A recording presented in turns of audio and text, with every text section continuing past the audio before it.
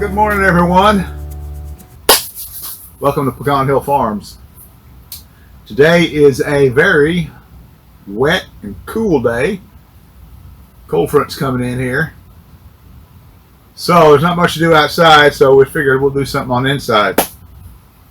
I'm teaming up with Shalene over in Germany, who was, I think, doing a film or a video on getting prepared for planting for spring, and she has about 4 points there. Hi everyone, welcome back to Germany. My name is Shalene and I'm very excited to team up with Pecan Hill Farms for today's video. Today we're going to talk to you about how to prepare your garden for the next summer season, whether it is on a small space like we currently have here in Germany, such as a balcony, or a larger lot, as Ben has at Pecan Hill Farms. While all 4 seasons are important in order to prepare and maintain your garden, for example, the season of autumn or late autumn can be a great time in order to prepare your garden for the next spring season. I usually start the process of preparing my garden for the summer season in January. However, this time frame really depends on the temperature zone that you are living in.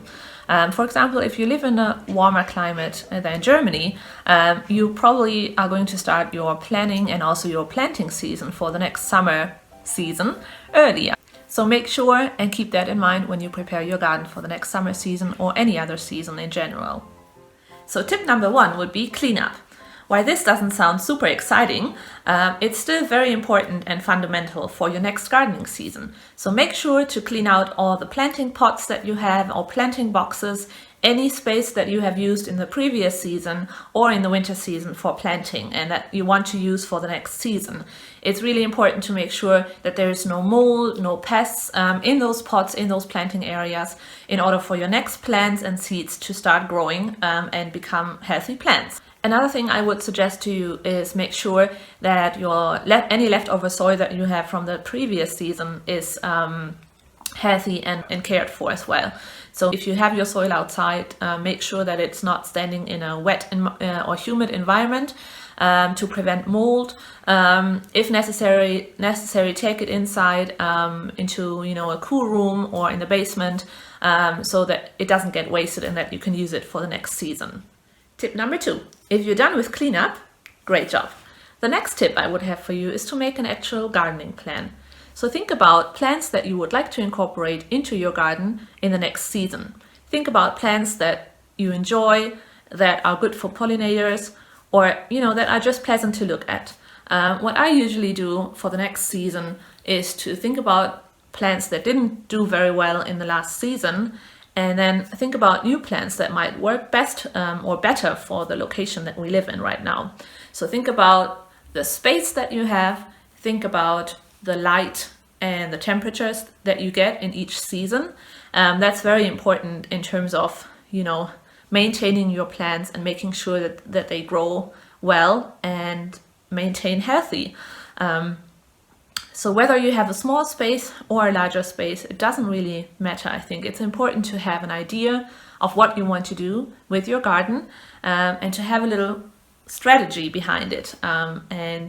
This makes things much easier in terms of ordering seeds, looking at plants that you still have from the last season and keeping them alive for the next season, in terms of actually enjoying your garden in the next season. Another thing that I would highly recommend to you is to look at the space that you have for your gardening. I mentioned it before, but I think it's important to point out that especially if you have a small space available for planting, it's important to use every space that you have. For example, in our case, we have a tiny little balcony, but we try to use the vertical space that is available to us. We have a very, very high ceiling above the balcony, underneath the 3rd floor. We are in the 2nd floor here, and so we are trying to, work on that space. For example, we built 2 years ago. We built a shelving system that allows us to use the vertical space for plants. It's also great for us because our balcony is surrounded by a concrete wall, so we don't have a lot of air circulation on the bottom part, like on the surface. So we need to use the upper level part of the balcony in order to get the air circulation that is important for our plants in order to stay healthy. So, besides making notes on what kind of plants that you want to preserve from the last season and what kind of new plants you want to incorporate in your garden in the next season, I think it's also very important to make a little plan of the space that you have. You can draw it on a piece of paper, or you can use a more professional program on your computer to do so. But I think it's a great idea because when the season starts, it helps you to actually work with the space that you have and figure it out before you start putting plants outside. Tip number 3: if you're done with cleanup and if you have a strategy and a plan for your next gardening season, again, it doesn't have to be a complex plan, just an idea of what you want to do in the next season, then it's time to start ordering seeds, looking at plants in plant centers, and just start with the next season. So when you have an idea of what you want to buy, that's why I mentioned that it's good to have a plan behind it all. It's much easier for you to browse the internet or go to local stores and look for the seeds that you need. You may still have seeds left over from the last season, so make sure you use them as well, because usually if you keep them cool during the winter season, you can most likely use them again for the next season. So try to be sustainable in that way as well. So this part of preparing the garden for the next season is my personal favorite. I love to browse around in local gardening centers. We have a couple of those here in the area where we live now in Germany. Obviously, if you don't have the possibility to visit local gardening centers, there are online stores, I'm sure, in your area where you can purchase plants as well. So make sure and check those possibilities in your area. Tip number 4. While it's important for you to prepare your garden for the next summer season during the winter time, it's also very important to maintain the flowers that you have kept inside during the winter season for the next season and to care for them. So make sure and water them, fertilize them, give them the nourishment that they need in order to survive the winter season inside and be able to stay healthy in the next season. For example, I am keeping a couple of flowers inside, for example, a tomato plant that is still alive and is hopefully going to carry tomatoes next year for us. So I'm keeping it inside in a cool room, and I'm still maintaining it and watering it and making sure it survives the winter season. So keep that in mind also when you prepare your garden for the next season. Don't forget the plants that, gave you a lot of joy during the last season and are hopefully going to give you a lot of joy. Tip number 5. In order for you to start your next gardening season properly, I have one final tip for you. Use resources that are available to you, online or locally, to learn about gardening, whether you are a beginner in gardening or an advanced learner. For myself, I use various resources in order to start the next season, learn from others, and advance my knowledge about gardening. For example, I just recently have been gifted a book from my parents about gardening on tiny spaces that I use a lot. I also have a different one that I bought, I think in my first season, gardening season about 3 years ago. It has a similar structure and it also gives great inspiration about gardening on small spaces. You can buy books, you can also lend books at a local library, and then also, of course, there's YouTube. There are lots of channels out there who teach you about gardening. As I said, whether you are a beginner or an advanced learner, there are blogs, websites available. Just use Google local and look for great tips. If you're looking for, more inspiration, maybe also internationally from different gardeners worldwide. There's lots of stuff out there, and it's usually for free. So that's something I would highly recommend to you. Of course, it takes time to research. Especially if you want to do it, intensively, and if you want to really prepare and learn as you go into the next gardening season. But it's a great investment, and it helps you to learn from mistakes from others and achieve, success in what you do, and learn to care for your plants eventually. I will link some of the channels that I follow and that Pecan Hill Farms follows down below in the description box. So feel free to check them out and follow along on their journey as well. Yeah, so these were a couple of tips I wanted to share with you about preparing a small garden space for the next season. I hope you enjoyed them. I hope they were useful. I wish you all the best for your next gardening season, and I hope to see you soon again. Thanks for watching. Bye! Today we're going to talk about starting your seeds indoors. Last year was about the first year I really got serious about it, and it turned out to be a very good success. And so probably in the next couple of weeks, it'll be probably about the right time, 2 or 3 weeks. But since it's so nasty outside today, let's get started and let's go over some basic things. One thing that's going to be a little bit different than probably would be normal is that some of these seeds I'm using, or going to try to use, I got at a discount. I was at a Habitat for Humanity, and they had this huge, I'm talking about huge tub, gondola, of seeds somebody donated to them, some store or something. And they are a year old, okay? They're not this year's, they're not maybe they're 2 years old. Okay, now that is not what I'm recommending. I'm recommending that you plant seeds that are for this year, for 20, that are supposed to sell by December 2021. Okay, these are sell by 19, but I got them for 10 cents a pack, and I'm just that kind of guy, you know. I mean, I see a deal and I get them, so I'm going to try them out ahead of time. And if I'm not getting any germination, then I'll just go get me order me more seeds, or go get me some seeds. Luckily, living in the Dallas-Fort Worth area, there's plenty of places to go get seeds. So it's if you're more in a rural area where you got to order by the catalog really to get the kind of seeds you want, you might go ahead and have that done. This is probably not a good thing for you to do. But anyway, that's what I did. And so it'll be interesting to see if these 2-year-old seeds do germinate. And they had all types. I got peppers, all different types of, they had probably 10,000 packets. And I got these combination packets where they got 4 seeds, and beans, squash, zucchini, everything you can imagine. Usually I buy my tomatoes, but I'll try a couple of these I got it there just to see how they do. I know my daughter's going to want some plants, so I'll plant extra. Got some jalapenos here. So anyway, that's what we're going to work on. Now, I did order some from the Baker Creek heirloom seeds. Just something, maybe one thing different. I got this, they call it black tomato. It's supposedly the blackest tomato that's out there, and supposedly it tastes fantastic. It's kind of an oddity, but I was going to try that just for fun. Then I picked up some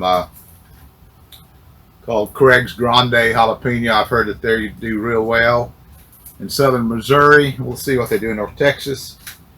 And then I went back and got some of those French zucchini, those round ones that I talked about last year on a lot of my videos. So that's what I ordered because I'm counting on these germinating. But who knows? But there's many ways, you can start seeds. There's those trays. You got the little plugs. There's these kind of things like you get from when you buy them at the store from Bonnie Plants. They have these little containers here, or single containers. Then there's flats that maybe have a lot of containers, a lot of areas there you can plant separate in them. But what I did last year and I liked is I started using these Jiffy peat pots.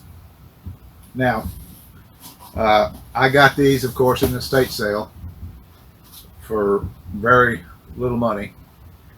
And what I liked about them is they're big enough that your plant can get pretty good without getting root bound, get pretty tall without getting root bound. And then you can go just plant them in the ground.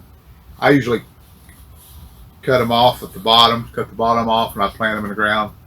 And that gives you an easy thing to plant. I mean, you can just take this whole cup.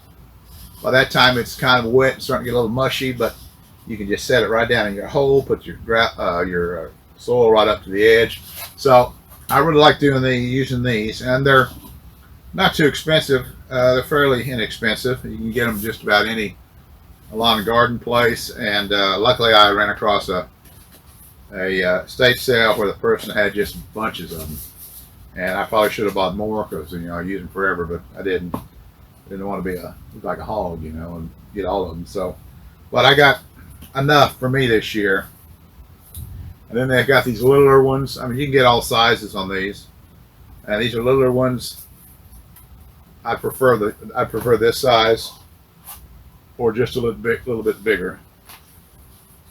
I don't know. These are called maybe 3-inch pots. You can get some bigger ones, 4-inch, 6-inch, or something. But I think this will work pretty good. So anyway, that's what I use. Now, as far as seeding mix, I've used all types of. I've used compost. I've used regular potting soil. But this year I went ahead and ordered this stuff off Amazon. It's called Black Gold Seed Starting Mix. It should be a little finer quality, and it should be about perfect for putting in these pots. So you can use several different things. You can get the seed starting mix. You can use potting soil. Some of the mixes you get there's a lot of big pieces.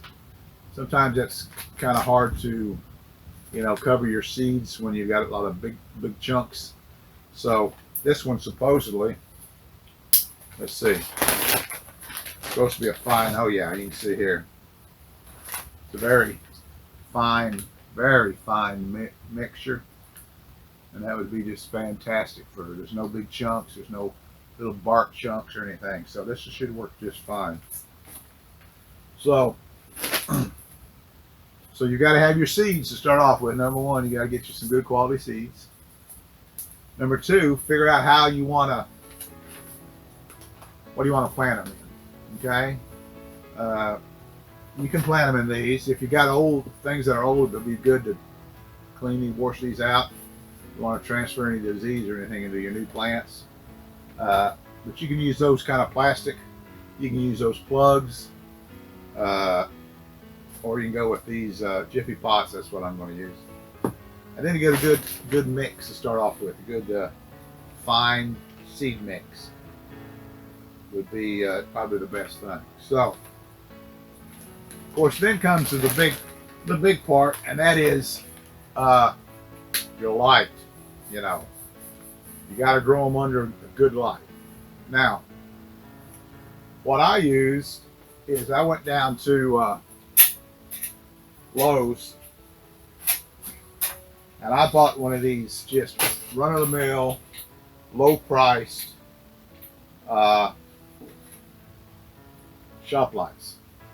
Okay, I think these were, at the time I bought these, were like $15 a piece. You could probably find them cheaper, but they're T8. They fit a T8 bulb, and they're just a low-priced lamp. Okay, 4 feet long. You can get them 2 feet long, but I got them 4 feet long. Okay, now your most important thing would be the bulbs you put in them. Okay, now this is kind of where it gets kind of technical, and I'm not a technical person, right? I'm a big picture guy, so I won't go try to explain everything to you. But there's a couple things you need to look at. When you go to look at the bulbs, you're going to find 20 different kinds. Okay, I mean they got them labeled. This one's called active spaces, but they got them labeled laundry, shop. I mean they got all these different cool. I mean, they got all these different terms when you look at these bulbs. But there's two things that you got to look at. Number one is the lumens. This says it's 2,900 lumens.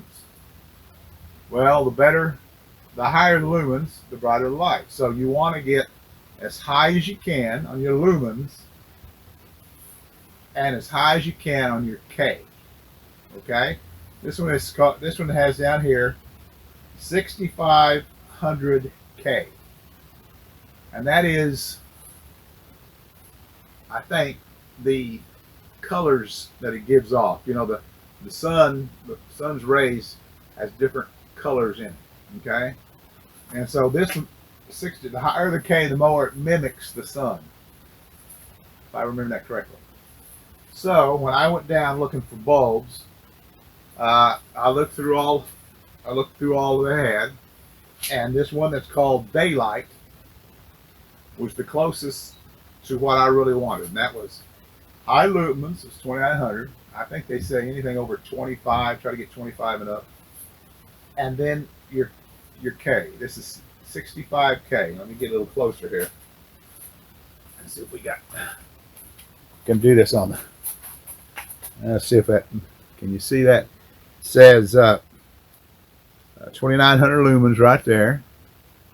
And then down here, it's got this little range. And right there, it says 6,500K. So you want to get 6,500K. If you can't find 6,500K, then you get as high a K as you can. But I think in any, decent sized store like Lowe's or Home Depot or hardware store, they should have 6,500K. Okay, so that's what you want to get, 6,500K. Okay. Now this is what I set up here. I had some of these shelves. I got them out of the garage. We bought some of these for the garage, and so I brought a couple in here. And what I did is I just connected them to the top here. Okay, just got them hanging down a little bit. I had 2 rows of them. I haven't gone to 2 rows. I got a row up there and a row down here. Okay, and what I do is I take my tray and make sure this one's not cracked. Oh, look at there's a hole right there. It's not good. Okay, hold on a second. Let's try this one here. Let's see what I got. I don't see a hole in this. So what I do is before I even mess with my seeds, I go ahead and fill my pot up here. Right? So let's get him filled up. I get what I wanted, how many I want, and I set them down in this. This is just a plain tray. You can get these a lot of times if you go to the garden area, especially at Lowe's. I don't know at Home Depot. If you go to that area at Lowe's, they usually have a push cart that's got a bunch of these that they just take and throw up there, and they're free to go. If you want them, you just go over and grab one. So you can either get these ones that have no compartments in them, or you can get ones that have compartments in them, but they'll usually have holes in the bottom, and so you can just set them inside the one that doesn't have holes. So you'll need something, especially if you do it inside, you'll need something, a tray that doesn't have any holes so it'll hold water. And so what I do is I take that, fill my pots up, I put them in here, and then I take some water and I just fill the bottom of this tray up with water. That's what we want to do.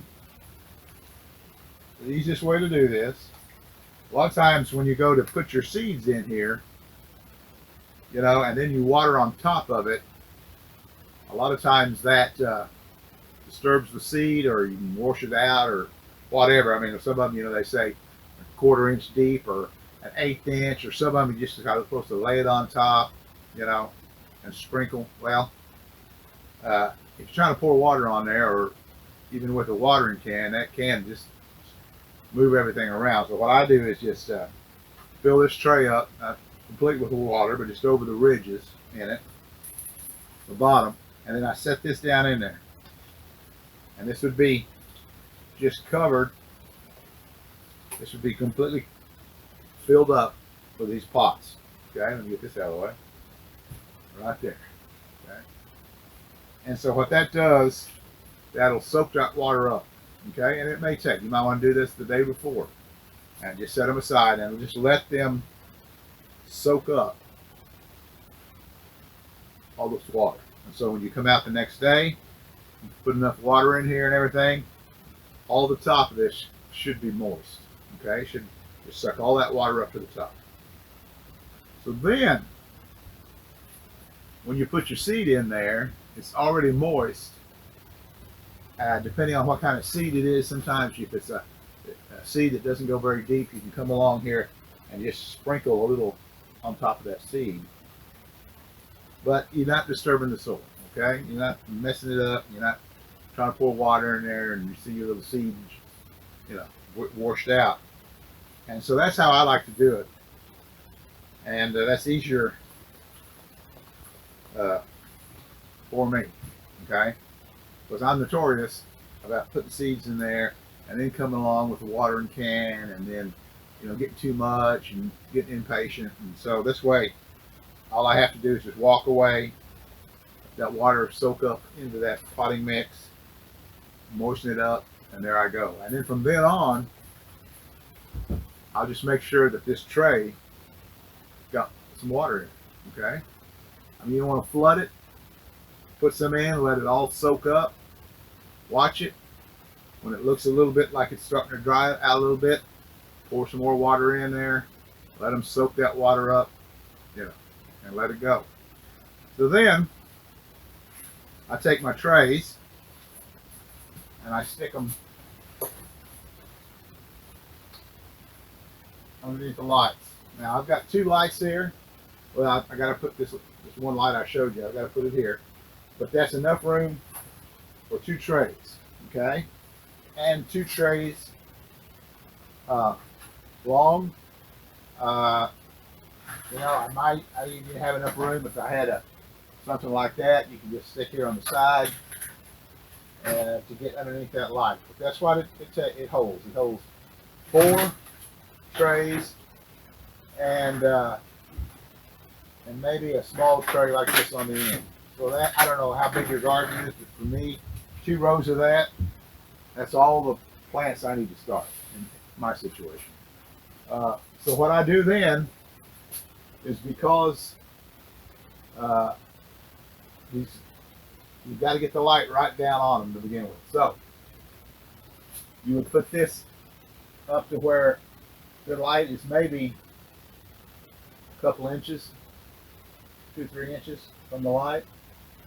So what I do is I usually get me some 2x4s, so I always got a bunch of wood laying around here, and I just build them up to the top, to about right there, 2-3 inches from the light. I leave them there until they germinate and while they're young, and watch them. And as they grow and get close to that light, then what I usually do is I'll take a 2x4 out and drop it down 2 or 3 inches. Now that seems difficult. It seems like a pain, especially if you're inside. Another thing you can do is, when you set these lights up, put them on a chain when they're hanging down. Hang them all the way down to where they're just right over and then just pull that chain up and just bring them up higher and higher and higher as the weeks go by, until they're all, until your plants growing up and will grow up to them. But you want to keep about 2 or 3 inches off the top of that plant. And that worked out great for me last year. I'm not I've never really been serious about it, and I've tried here and there, and I've just really didn't feel good about it. But last year I said, come on, let's get serious about it. And I keep my plants here on I got a timer here. I keep the lights on, I don't know, like that 12, 16 hours, and it goes off and comes back on. You can do it that way, or you can just get up in the morning and turn on the lights at 6 or 7 o'clock and turn them off when you go to bed at 10 or whatever, and try to get 15 hours or however you are. I like how much you stay up, but anyway, that's what you can do. So, and it's really not hard. Okay. So, number one, get you good quality seed. We talked about that. I'm going to be experimenting with 2-year-old seeds, but you don't have to do that. You can buy this year's seeds, which you should do. But me being kind of a nut and liking to get things for less price, keep things a little different, that's what I do. So you don't have to do that. But get a good quality seed. Find out what you want to do. You want to use peat pots. You want to do these trays like this from the lawn and garden. You go to the lawn and garden Lowe's and or Home Depot. I don't know, Home Depot does this, and they have them sitting around, leftovers, and they like to get rid of them. You can get your whole seeds starting trays for nothing, for free. I mean, every time you buy a I got some water. Every time you buy one of these from the store, keep it, wash it out, keep it, use it again. Go down there, see if they've got them sitting on that, ready to get rid of. The people have they have used, people have pulled them out, whatever. So you might be able to get your setup there for free. So, good seeds. Find out how you want to do it. What container you're going to grow them in. Get your quality seed starting mix. Okay, that'd be that third thing. Seeds 1. How you're going to grow them. What you're going to grow them in 2. A good seed starting mix 3. And where you're going to grow them in your house. Here I grow them in the shop. I got a little heater that keeps this place about 60, probably maybe even need to be a little warmer than that, but they're going to be so close to these lights. Even though these lights don't give off a tremendous amount of heat, they give off enough. And so if that didn't work, you can always get you a little a seed mat. I got one, I think it's in the garage that I bought. You can put that underneath these trays, and it warms the soil up. But